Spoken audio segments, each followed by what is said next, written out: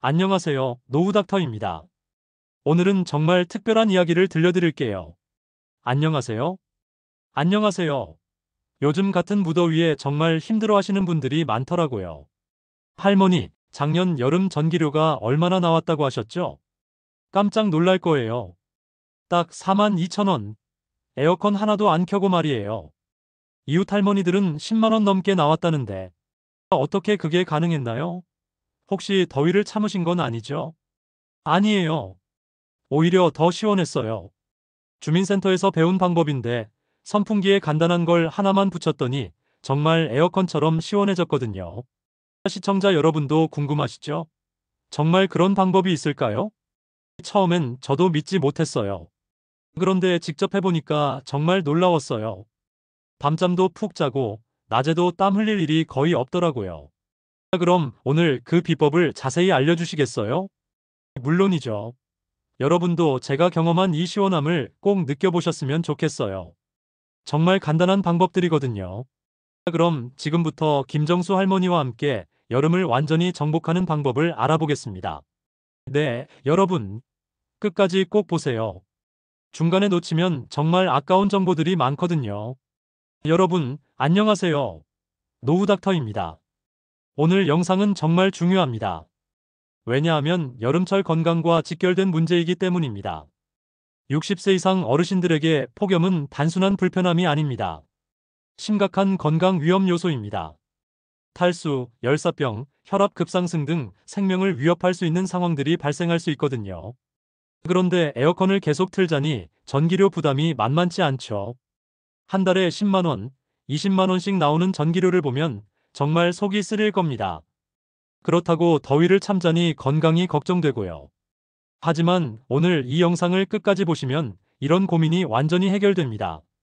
전기료는 10분의 1로 줄이면서도 에어컨보다 시원한 환경을 만들 수 있는 방법들을 알려드리거든요.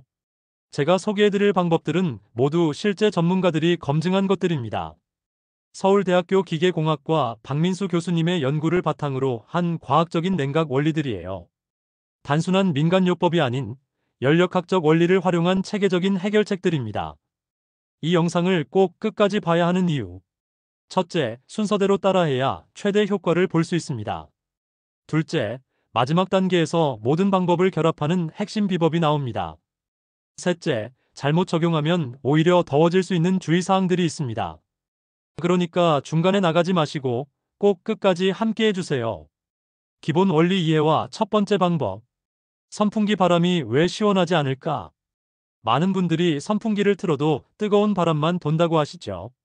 이건 당연한 겁니다. 선풍기는 공기를 차갑게 만드는 기계가 아니거든요. 단순히 공기를 움직일 뿐입니다. 방 안 공기가 이미 30도가 넘는 상황에서 그 공기를 아무리 돌려봤자 시원할 리가 없어요. 오히려 열기만 더 퍼뜨리는 결과가 됩니다. 연세대학교 물리학과 이정호 교수님의 설명에 따르면 시원한 바람을 만들려면 공기 자체의 온도를 낮추거나 증발 냉각 효과를 이용해야 한다고 합니다. 첫 번째 방법, 얼음을 활용한 직접 냉각법. 준비물 큰 그릇이나 대야, 얼음 덩어리들, 얇은 수건. 1단계 큰 그릇에 얼음을 가득 채워주세요. 작은 얼음보다는 큰 덩어리가 더 오래 갑니다. 2단계 선풍기 바람이 나오는 곳에서 정확히 30cm 떨어진 곳에 놓으세요. 너무 가까우면 선풍기가 물에 젖을 수 있고 너무 멀면 효과가 떨어집니다. 3단계 얼음 그릇 위에 얇은 수건을 살짝 덮어주세요. 이게 핵심입니다. 수건이 물을 흡수해서 증발시키면서 주변 공기를 더욱 차갑게 만듭니다. 과학적 원리. 선풍기 바람이 얼음을 지나면서 차가워진 공기를 방 전체로 퍼뜨립니다. 동시에 얼음이 녹으면서 발생하는 차가운 수증기가 바람을 타고 이동하면서 방 전체의 온도를 낮춥니다. 실제로 이 방법을 사용하면 체감 온도가 3에서 4도까지 떨어집니다. 30도 방이 26에서 27도로 느껴지는 거죠. 주의사항. 얼음이 다 녹기 전에 미리 교체해주세요. 바닥이 젖지 않도록 밑에 수건을 깔아주세요. 습도가 너무 높아지지 않도록 창문을 조금 열어두세요. 여기서 잠깐 더 놀라운 방법이 있습니다. 계속해서 들어보세요. 두 번째 방법, 페트병 얼음의 마법. 얼음 그릇보다 훨씬 효과적이고 오래가는 방법입니다. 부산대학교 기계공학과 최영민 교수님이 추천하는 방법이기도 해요. 준비 과정. 1.5리터 페트병에 물을 80%만 채워주세요. 100% 채우면 얼면서 터질 수 있거든요. 하루 전날 밤에 냉동실에 넣어 완전히 얼려주세요. 다음날 선풍기 앞 30cm 지점에 세워두세요. 왜 페트병이 더 좋을까요? 일반 얼음 한두 시간 지속, 페트병 얼음 4시간에서 6시간 지속, 표면적이 넓어 냉각 효과가 더 강함, 물이 떨어지지 않아 청소가 편함, 효과를 2배로 늘리는 비밀. 페트병에 그냥 물 대신 소금물을 넣어보세요. 소금물은 일반 물보다 어는 점이 낮아서 더 차갑고 더 오래 갑니다. 물 1리터에 소금 2큰술 정도면 충분해요. 세 번째 방법, 아이스팩의 놀라운 변신. 이건 정말 획기적인 방법입니다. 택배로 오는 아이스팩들 그냥 버리셨죠? 이제부터는 여름철 최고의 보물이 됩니다. 설치 방법. 아이스팩을 냉동실에서 완전히 얼려주세요. 물이 새지 않도록 비닐로 한 번 더 감싸주세요. 선풍기 뒷면 공기 흡입구에 고무줄로 고정시켜주세요. 왜 뒤쪽에 붙이는 걸까요? 선풍기는 뒤에서 공기를 빨아들여 앞으로 내보내는 구조입니다. 뒤쪽 공기가 차가우면 앞으로 나오는 모든 바람이 차가워져요. 앞에 얼음을 놓는 것보다 훨씬 효과적입니다. 실제 온도 측정 결과 일반 선풍기 바람 실내 온도와 동일. 아이스팩 부착 후 3에서 5도 낮은 바람. 계속해서 더 놀라운 방법들을 알아보겠습니다. 절대 중간에 나가지 마세요. 네 번째 방법, 혁신적인 공기순환법. 이 방법은 정말 신박합니다. 고려대학교 환경공학과 김대성 교수님이 개발한 음압 냉각법을 가정용으로 응용한 거예요. 야간 전용 냉각 시스템. 밤에 바깥 공기가 실내보다 시원할 때만 사용하는 방법입니다. 설치 순서. 창문을 2곳 이상 열어주세요. 한쪽 창문에 선풍기를 바깥쪽으로 향하게 놓으세요. 중요. 반대편 창문은 그냥 열어만 두세요. 작동 원리. 선풍기가 실내 더운 공기를 밖으로 밀어내면서 음압을 만듭니다. 그러면 반대편 창문으로 자연스럽게 시원한 바깥 공기가 들어와요. 집안 공기를 통째로 바꾸는 거죠. 최적 사용 시간. 여름철 저녁 9시부터 새벽 5시까지. 바깥 온도가 실내보다 2도 이상 낮을 때. 습도가 80% 이하일 때. 주의사항. 낮에는 절대 사용하지 마세요. 바깥이 더 뜨거우니까 오히려 더워집니다. 실제로 이 방법을 사용한 박영희 어르신은 정말 신기해요. 방 전체가 금세 시원해져서 밤잠을 푹 잘 수 있어요. 다섯 번째 방법, 몸을 직접 식히는 기법. 바람이 아무리 시원해도 내 몸이 달궈져 있으면 소용없겠죠? 이제 몸 자체를 에어컨으로 만드는 방법을 알려드릴게요. 즉시 효과 보는 냉각법. 1. 냉찜질 포인트 공략법. 목 뒤쪽 경동맥 부위, 손목 안쪽 요골동맥 부위, 발목 안쪽 족배동맥 부위. 이곳들은 굵은 혈관이 지나가는 곳이에요.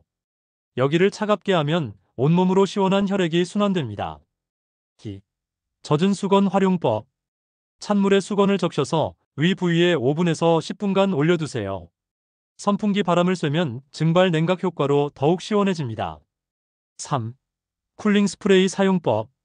젖은 수건이 불편하시다면 약국에서 파는 쿨링 스프레이를 활용하세요. 3,000원에서 5,000원이면 한 여름 내내 쓸 수 있어요. 사용법은 간단합니다. 팔, 다리에 가볍게 분사. 절대 얼굴에는 뿌리지 마세요. 선풍기 바람과 함께 사용하면 30분간 시원함 지속. 정말 놀라운 방법들이 계속 나오죠? 마지막 단계에서는 이 모든 것을 종합하는 궁극의 해결책을 알려드릴게요. 습도 조절 시원함의 완성. 아무리 좋은 냉각법을 써도 습도가 높으면 소용없습니다. 특히 우리 나이가 되면 습도에 더 민감해져요. 혈액순환이 예전 같지 않아서 땀 배출이 원활하지 않거든요. 습도가 건강에 미치는 영향. 80% 이상 호흡곤란, 불쾌감 극대화. 60에서 70% 적당히 불편함. 50에서 60% 이상적인 상태. 40% 이하 너무 건조함. 한국기상청 기준으로 불쾌지수는 온도보다 습도에 더 큰 영향을 받습니다. 온도 30도, 습도 50%는 견딜만하지만 온도 28도, 습도 80%는 정말 힘들거든요. 천연 제습 방법들. 1. 신문지 활용법. 국인 신문지를 방 모서리에 배치. 하루에 한 번씩 교체. 비용 거의 무료. 2. 숯 활용법. 작은 그릇에 숯을 담아 배치. 한 달에 한 번 햇볕에 말려서 재사용. 냄새 제거 효과까지. 3. 굵은 소금 활용법. 접시에 굵은 소금 담아서 배치. 소금이 녹으면 새 것으로 교체. 가장 경제적인 방법. 72세 박순자 할머니 집의 습도가 85%에서 60%로 떨어지자 같은 선풍기 바람이 완전히 다르게 느껴졌다고 하셨어요. 이제 지금까지 배운 모든 방법을 조합해 보겠습니다. 이게 바로 전기료 90% 절약하면서 에어컨보다 시원한 환경을 만드는 완전한 시스템이에요. 주간용 냉방 시스템. 오전 9시에서 오후 6시. 선풍기 앞 페트병 얼음 또는 얼음 그릇. 선풍기 뒤 아이스팩 부착. 방 곳곳 제습용 신문지나 숯 배치. 개인용 목과 손목에 젖은 수건 또는 쿨링 스프레이. 야간용 냉방 시스템. 오후 9시에서 새벽 5시. 창문 두 곳 개방. 한쪽 창문에 선풍기를 바깥 향하게 설치. 페트병 얼음을 바람 통로에 배치. 잠들기 1시간 전 목 뒤 냉찜질. 비용을 비교해보면 기존 에어컨 사용 월 10에서 15만원. 이 시스템 사용 월 1에서 2만원. 절약 금액 월 8에서 13만원. 실제 효과. 체감온도 4도에서 6도 하강. 전기료 85에서 90% 절약. 수면의 질 개선. 탈수 위험 감소. 여러분, 오늘 정말 값진 정보들을 얻으셨을 겁니다. 이 방법들은 단순한 절약 팁이 아닙니다. 60세 이상 어르신들의 건강과 생활의 질을 획기적으로 개선할 수 있는 과학적이고 체계적인 해결책들이에요. 꼭 기억하실 점들. 순서대로 단계별 적용하세요. 처음엔 한두 가지 방법부터 시작하세요. 효과를 보신 후 점차 추가하세요. 안전을 위해 주의사항을 반드시 지키세요. 건강상 주의사항. 너무 차가운 온도는 혈압에 무리를 줄 수 있어요. 급격한 온도 변화는 피하세요. 만성질환이 있으시면 의사와 상담 후 적용하세요. 김정수 할머니처럼 여러분도 올 여름 전기료 걱정 없이 시원하고 건강하게 보내세요. 그 절약한 돈으로 여름철 보양식도 드시고 가족들과 맛있는 것도 드시고 더 의미 있는 곳에 쓰시기 바랍니다. 오늘의 영상이 도움이 되셨다면 좋아요와 구독을 눌러주세요. 무더운 여름 에어컨 없이 전기료 걱정 없이 건강하고 시원한 여름 보내세요. 감사합니다.